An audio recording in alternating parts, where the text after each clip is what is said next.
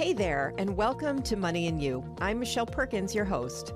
My search for more fulfilling work led me to career and business coaching, where I stumbled upon a game-changing discovery. Money issues often start with our mindset and habits. You see, our relationship with money is the key to overcoming those frustrating financial obstacles. As an entrepreneur, coach, and problem solver, I'm passionate about helping you create a great relationship with money. Because, turns out, that's the foundation for a limit-free life. Each week on Money and You, I speak with amazing guests about all things money, mindset, practical tips, and everything in between. We're here to give you new insights, education, and empowerment so money can be one of your favorite relationships. So join us for some lively conversations and let's transform your financial life together.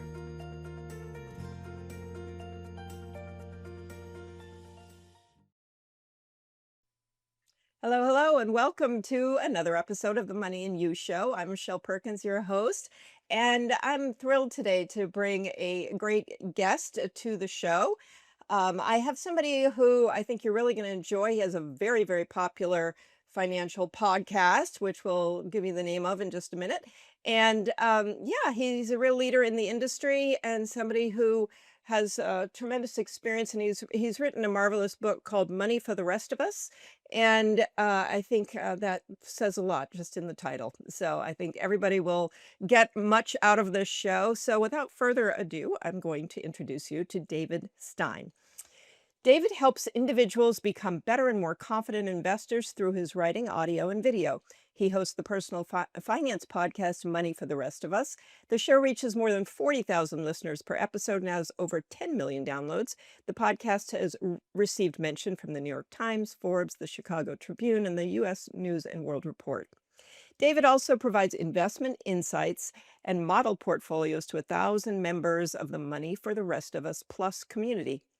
David is the author of Money for the Rest of Us, 10 Questions to Master Successful Investing. Prior to launching the podcast, David was the chief investment strategist and chief portfolio strategist at Fund Evaluation Group, LLC, a $33 billion investment advisory firm. I'm going to go ahead and stop there, even though the bio goes longer, and invite David in, and we'll get to talking. David, welcome. Well, thanks. Great to be here, Michelle. Yeah, great to have you. So, you're in a lovely, peaceful looking location. And so I'm finding my peace just looking through your windows. So thank you for that. Um, David, tell us a little about how how you kind of progressed from being what sounds like a very successful uh, fund manager to what you're doing now. Well, sure. I left my prior advisory firm. It's been, on 14 years now. So I was in my mid-40s. I was a senior partner at our firm. I was our chief investment strategist, and frankly, I was bored. Yes. So it was, I'd spent so many years saying we, as we, built out our firm. We had sold it, we'd bought it back, and I was ready for a new challenge. So I left, and my partners bought me out. And it took me several years to figure it out, but what I found is I did miss the teaching. So I launched a podcast in 2014. So it's been 12 years now. Perfect. And it's different I essentially at this point work with my kids. So all three kids are involved in our family Yeah. business. That's been super exciting to work with them. Really the past 4 years and longer if you count when they were in school and Wow. such. And so, our mission is just to help individual investors, not only investing wise, but how to think about money, how not to worry about it so much. And so we address a lot of various philosophical topics in our podcast. Yeah, I love that because I love the philosophical side of money. I think we talked about that. I was really excited to have you on for that reason, especially. You mentioned something that is, I try to help people worry less about their money. And I know when I hear that, I'm like, I can imagine a lot of people going, well, how the heck can you do that? Money is just a huge worry all the time. What do you mean by that? Well, first off, money itself it's completely made up. it's just something to keep score. It took me a while to realize this, but most money is created electronically when banks make loans. The government can make money, and the value of money can dissipate very, very quickly, as we've seen with inflation. And so we don't want to spend a whole lot of time worrying about something that's make believe. What we want in our life is abundance, and how do we get abundance in our life? Yes, sometimes, and when we talk about what abundance is, we have all of these, what I call resources, capital resources. And so often we just focus on capital being money, but our life energy is a resource. Mhm. Our social network, our social capital is a resource. Our talents, human capital, that's a resource. And we take some of those resources and we do have to convert them sometimes to money. But there are many ways that when something is incredibly abundant, often doesn't cost any money at all. It's free. And Mhm. so we don't want to get so tied in and locked in to it's all about money, because money is very ephemeral Mm. and can go away very, very quickly in terms of its value.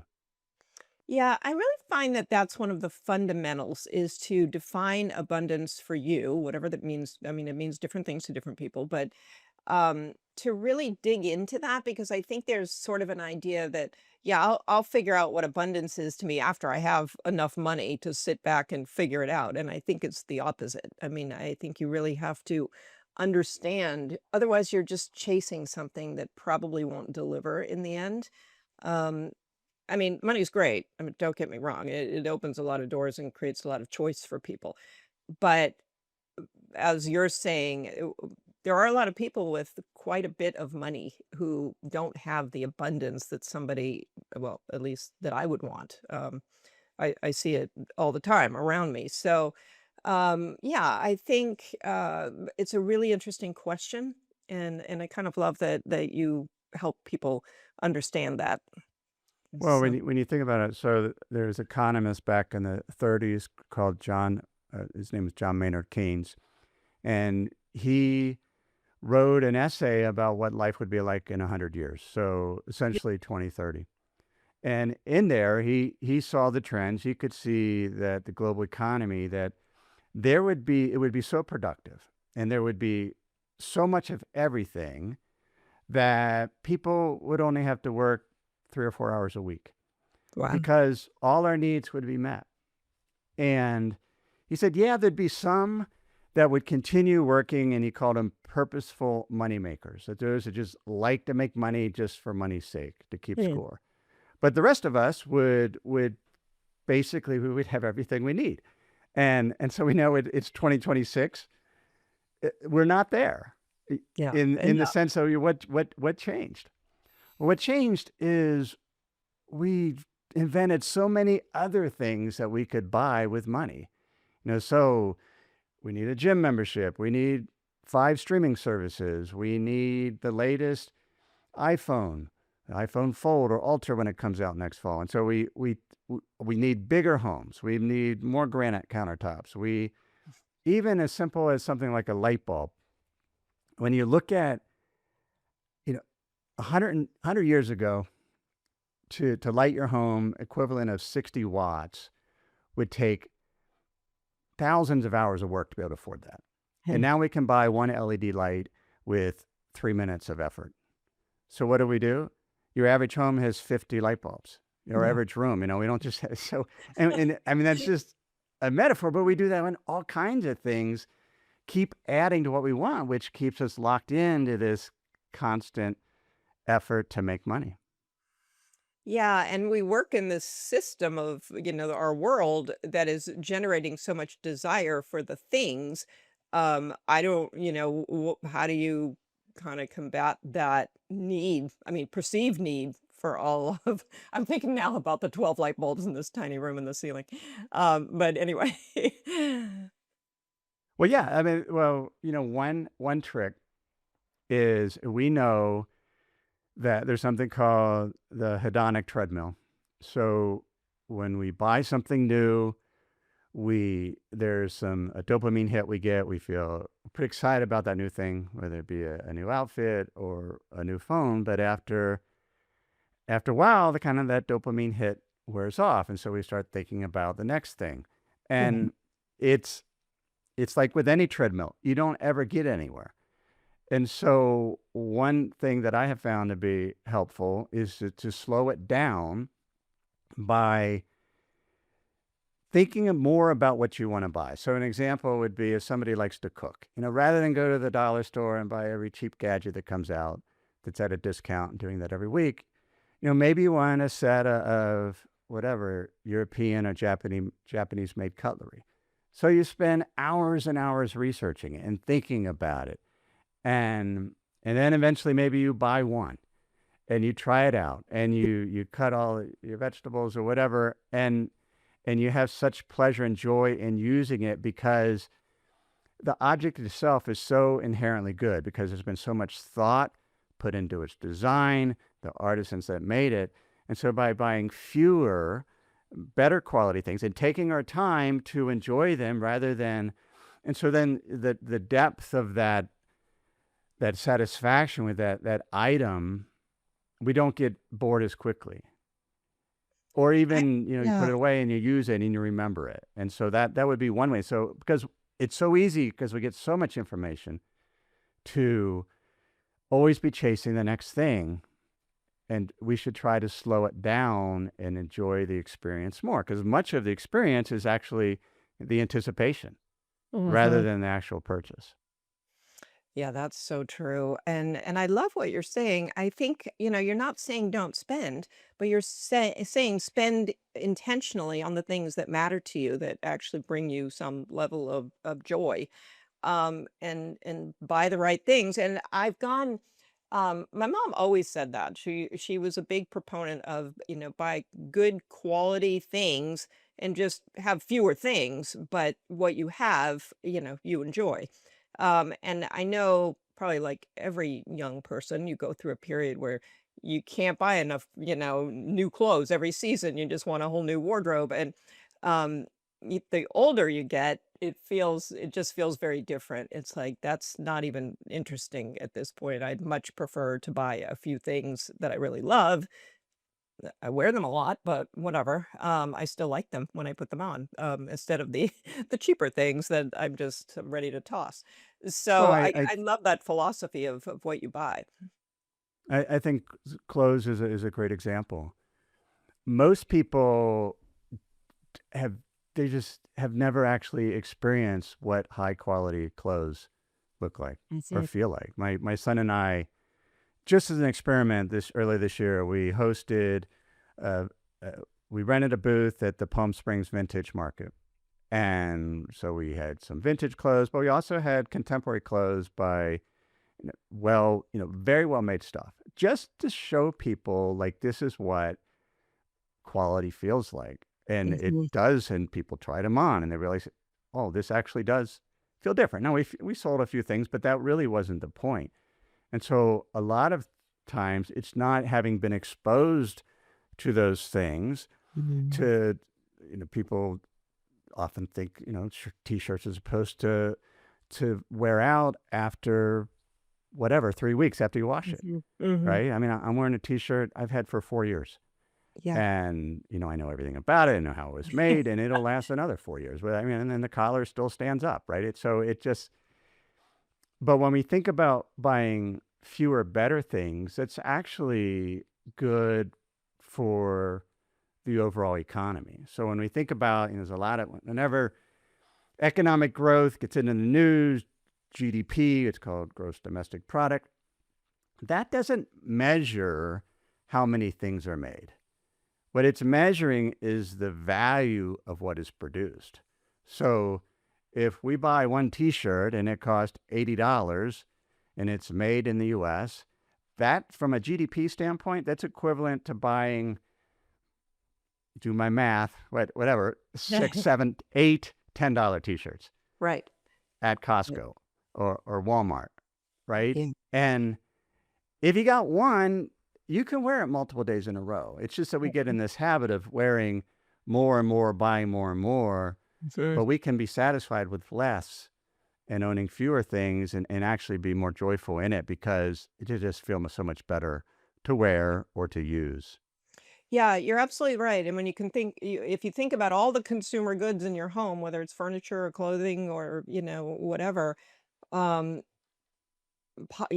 pots and pans. I mean, one amazing set of good pots and pans will take you through your lifetime, really. Um, I really love this. It's making me think because I've been going in that direction, but I'm realizing, well, why do we want to buy all these new things all the time? And that is, like you say, just the dopamine hit of, I don't feel so great today, or I need something new to pick me up, and so you go out and you buy more stuff. And I get it, but the you I think people feel like, "Well, I can't buy the expensive piece of clothing, so instead I'll buy these, 10 T-shirts," but the reality is you kind of can.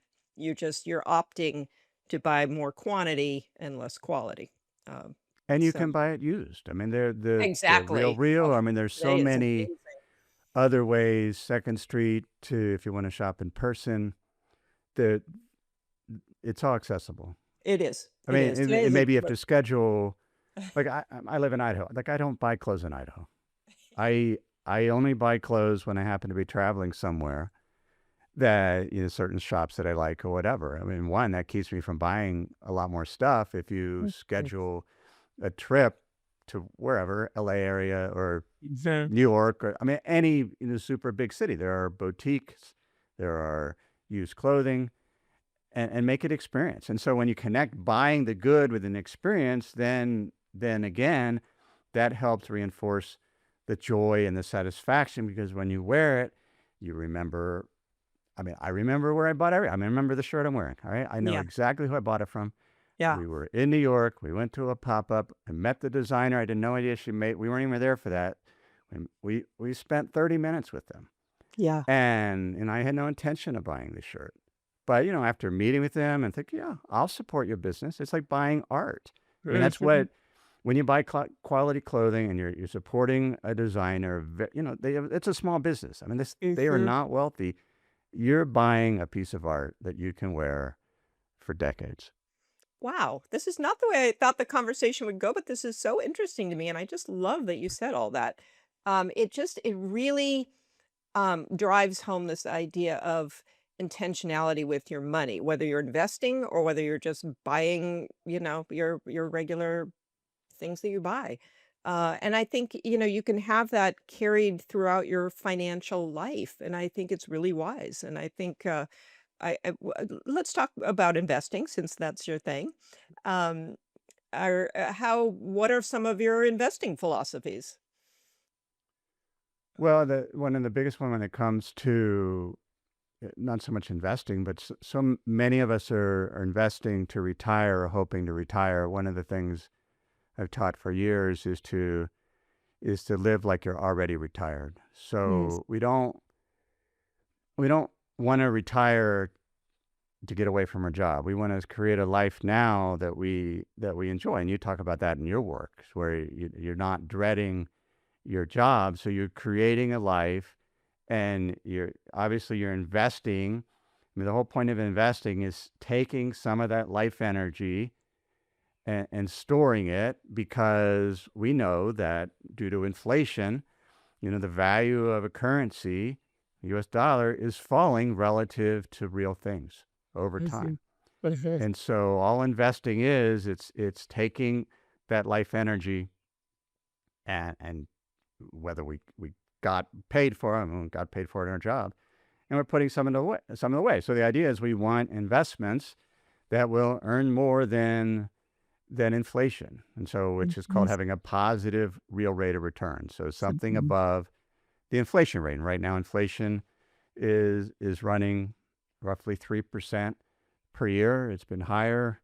Sometimes it's lower, but we need at a minimum to earn 3% of Yeah. our investments. And unfortunately, right now, I mean, even just a money market mutual fund, investing in cash, you can earn 3.5, 4%, and which you couldn't do Mhm. 4 or 5 years ago. You were losing Right. money every time you stored money in cash. And so, Mhm. but so there's really two things there. One, figure out a way to live like you're already retired. And then as you do save and invest, just seek investments that generally have a positive rate of return. And then a third thing we've taught for years is never invest anything that you you can't explain. I Many years ago I had a university endowment client, and I had made recommendations to them, and the board chair says, "We'll never invest anything that I can't explain to another board member that wasn't at the meeting." And we should do the same thing. We shouldn't invest in something unless we can explain to a friend, our partner, here's what this investment does. This is how has to happen to make money. This is how it works. This is what the fees are.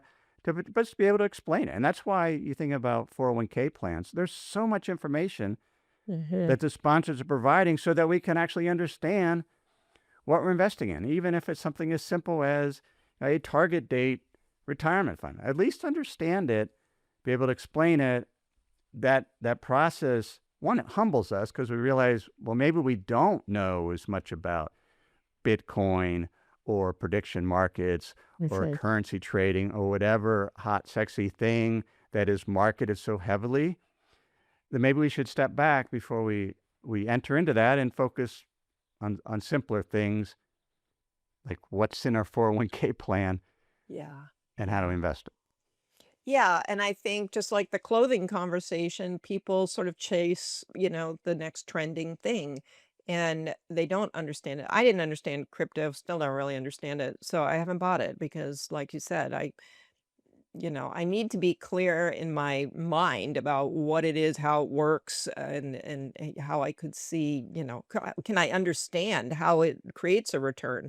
And if I can't, I'm just probably not comfortable, even though maybe I'll get left behind, but that's kind of okay with me. Um, so, yeah, I think you bring up a lot of great points. And to understand means you have to spend some time learning and asking questions and researching. And I think I don't know, how common is that? Are people okay to do that? Well, they should. I mean, Should. if one doesn't, you don't have to be an expert to be an investor. Like, you can understand what options are in the 401k plan. You can, there's so much education. And I mean, there are obvious, and there's some very basic books on how investing works. And the idea is just to get competent. We're not trying to be the smartest person in the room. We just don't want to be vulnerable so that we can be taken advantage of, so that we understand, if whatever an insurance salesperson comes along and just always step back and think about, what is the expected return? Like, how do we make money with this investment? Like, what are the underlying factors that are driving the return? So let's take stocks, for example. Most people have exposure to the stock market through some type of index fund or ETF. And I saw a post the other day on LinkedIn, and it had shown the 20-year return for the S&P 500 over rolling 20-year periods. And their post was, see, you basically would never want to own cash because the stock market always has this high return. And and I don't usually get on LinkedIn on a Saturday night, but I stumbled on this.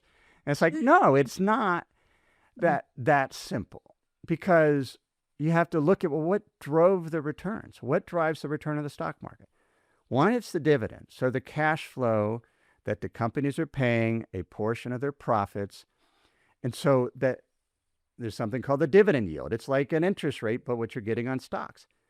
Well, back in the 70s and 80s, when those returns were really high, the dividend yield was 4 or 5%. Now it's 1%. So Huh. that's the one factor. The other factor is, how fast are the earnings of these companies? Because when you own a stock, you're owning capital in a company. How fast are those earnings growing? And generally, they can only grow as fast as the economy is growing on a per person basis, because we won't get into the details, but in aggregate, earnings it tracks the economy, what's being produced, what's being bought, the income being generated. And so, yeah, maybe, I mean, there's times typically earnings have been 5 to 6% on average.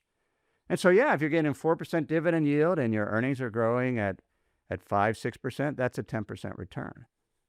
But today, the dividend yield's 1%. And yeah, hopefully earnings will grow at 5 to 6%. So that could give us to 7%. But there's a third factor, and that's what are investors paying for those dividends and earnings? And so many of those 20-year periods, it started out with what's known as the price to earnings ratio. What are investors paying for $1 of earnings? And it was $6 or $7. So it was a PE, or price to earnings ratio, of 6 or 7. Now it's 28. It's well above average. And so when you think about, okay, what about the next 20 years? We know our dividend yield's super low and we're at a super high valuation. Maybe we're not going to get a 10% return. Maybe it'll be closer to 5 or 6, or maybe it'll, who knows? But that's why we diversify into, we own the S&P 500, but maybe we should own some smaller companies, some non-US stocks. And so when you buy, for example, just if you want to just invest in your target date fund in your 401k plan, that does that. It's diversified among many different types, and it isn't just a one-trick pony, hoping the U.S. stock market will return like it has done in the past, because the conditions today are very different than they were 20 years ago. Mm-hmm. Yeah, very interesting. And that is, I mean, you bring up a great point, which is look at your 401k. A lot of people don't know what they're invested in their 401k.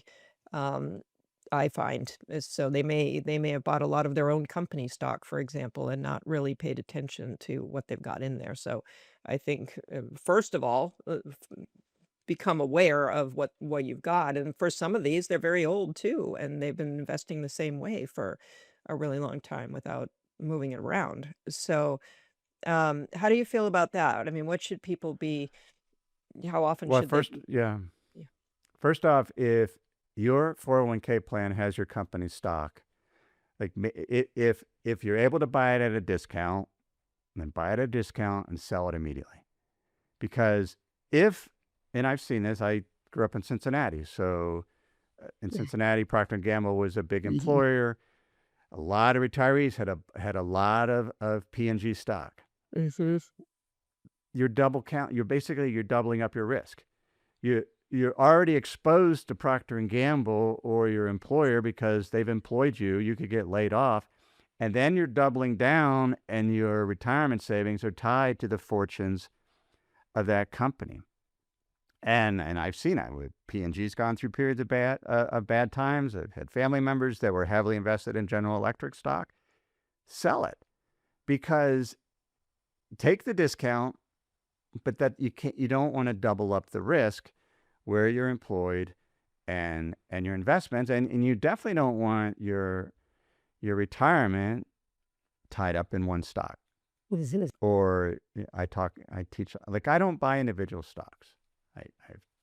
I've spent many years researching managers that do, and I've tried it, but as individual investors, maybe you do it for fun, just a few. Yeah. But when you buy a stock, it's an auction market. Somebody is selling it to you. And you think about when you buy a used car. Aren't we skeptical when we're buying a used car? Like, what do they know that we don't? Like, what flaws are here? Well, when you're buying a stock, somebody's selling it to you, and by and large, it's going to be institutions that know way more about it than you do. And a stock will only outperform because it's an auction market. So the price of a stock is the consensus of what all the buyers and sellers think, many of which have done a ton of research. And so when we buy just one stock, we're saying, oh, I know more than everyone else because I think the company, its earnings, its product, it's going to do better than everybody expects. Because if it does worse than everybody expects, then it's going to underperform the overall market. It only outperforms if it does better. And how does it do better? Well, maybe the earnings come in higher than expected. And so people willing to pay a higher multiple or a higher price to earnings ratio for that company, and so then it outperforms. But for most of us, like, we don't want to do that. Like, you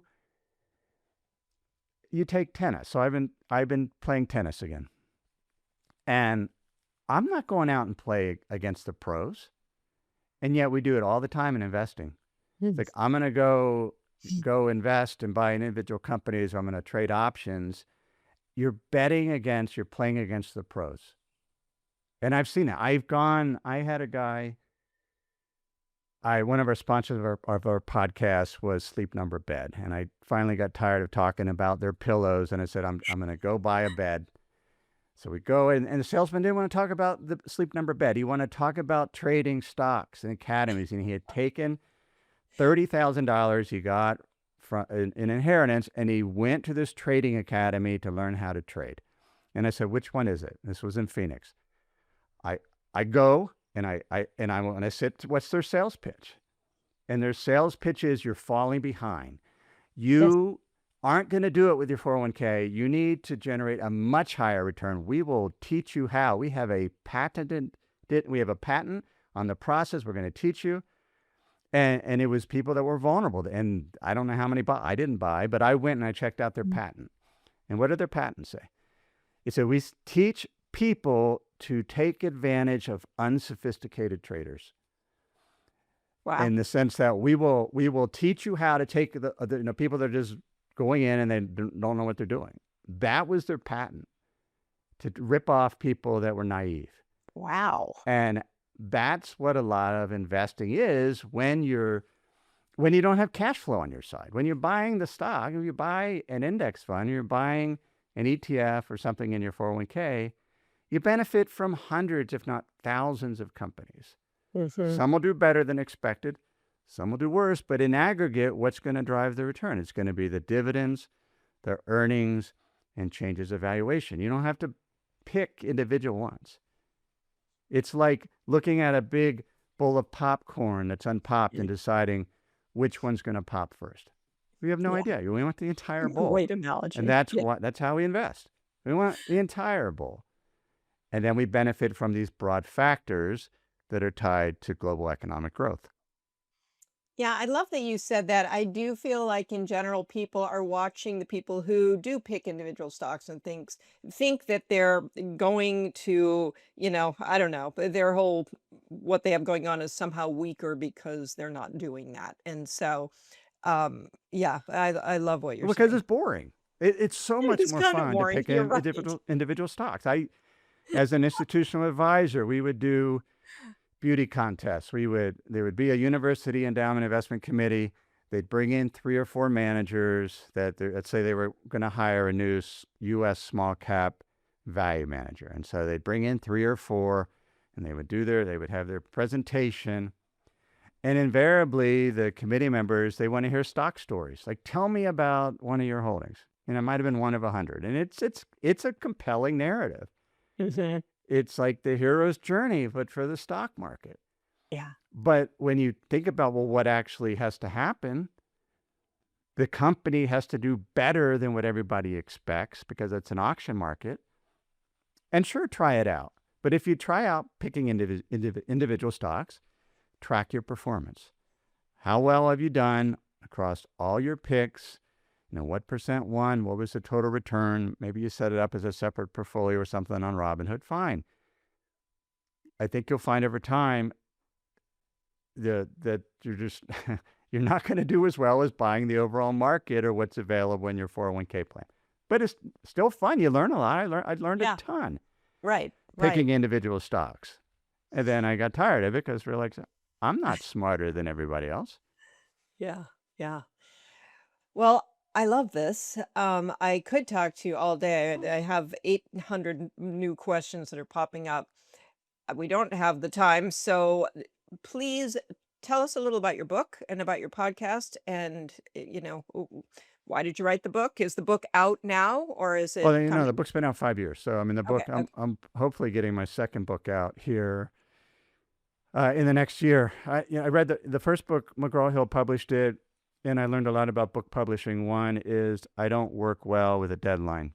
I see. because that's what you do. When you sell a book, you do a book proposal, and they want very specific outline, they want sample chapters, and then they pay you in advance, and then they give you a deadline, and which works great for people, but I don't care to do outlines. I want the book to evolve over time. And so this book, Mm, it's been 4 or 5 years, it's about halfway done. okay.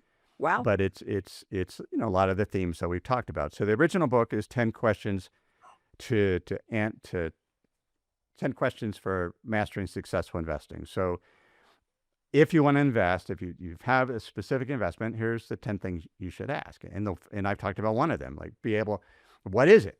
Can you explain what it is? Yeah. And I won't go through all 10 questions. You can find the book. But that's what that's about, which is interesting. But after publishing that book, some of my listeners on my show is like, where's Thoreau? Like, where's the philosophy stuff? Because that Mm, book was very more nuts and bolts. yeah. And so Yeah. the second book is much more about the difference between what is money, what is abundance, how do we not get Mm. like a lot of people were in Venezuela where they were millionaires, but they were poor because their currency was worthless. Yes. And what are the tricks to do that so that we can build abundance in our life, that we can, have this capital reservoir and use it wisely in sort of all those different processes. So, Oh, I but love the it. website's Money for the Rest of Us. We do a podcast every couple of weeks Okay. and lots of free resource there, free resources there, free investment guides on many aspects of investing. Wonderful. I'll put all of that in the show notes so people can have access to it. And yeah, thank you so much. This has been great. Again, I could talk to you about so many different topics, but any kind of final parting words for people who are listening, going, I really want to get into this. I really want to get some control over my financial life. Well, I think the biggest thing is slow down. So slow down your purchases, think about them more specifically, but also be willing to just get up the courage. We recently hosted some live portfolio cohorts where we were working with people that are about to retire within the next year.